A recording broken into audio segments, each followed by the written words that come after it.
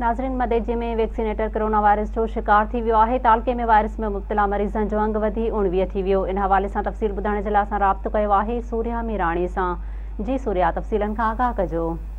जी, तव्हांखे ॿुधाईंदा हलूं, मदئजि ऐं पसगरदारी में जेके लोकल सतह ते केस वधनि पिया ऐं वधण जो ख़तरो जेको आहे सो वधीक थींदो पियो वञे। मदئजि में हिकु अॼु ॿियो केस साम्हूं अची वियो आहे। मदئजि भरिसां अमरोट जो रहवासी आहे जेको सदाम हुसैन दल वैक्सीनेटर आहे, जंहिंजी रिपोर्ट ॿीहर करण बैदि जेको आहे सो उहा पॉज़िटिव अची वई आहे। ऐं मदئजि ऐं पसगरदारीअ में अरिड़हं अंगो हींअर जेको आहे सो उन समेत 19 अंग थी वियो आहे।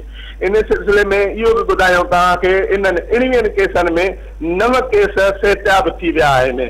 जॾहिं त तव्हांखे इहो बि ॿुधाईंदा हलूं, इन जेको आहे सो मदئजि शहर खे गुज़िरियल 9 ॾींहंनि खां ऐं इन हवाले सां सील कयो वियो, जॾहिं हिते केस 2 खां 3 ताईं हुया सिटी अंदरि, बाक़ी पसगरदारी जा जेके ॻोठ हुया उतां जा केस हुया। इन सिलसिले में शहरी इत्तेहाद ऐं जीती अॻुवाणनि पारां मदئजि प्रेस क्लब साम्हूं एहतिजाजी कैंप कई वई आहे। जंहिं कैंप हण खां पोइ नारेबाज़ी कई वई ऐं जेको आहे सो शहर खे मुकमल जेका सील हुई, जेको सील कयो वियो, उहो बिल्कुलु उहे रस्ता खोलिया विया आहिनि। सूर्या, जी महिरबानी।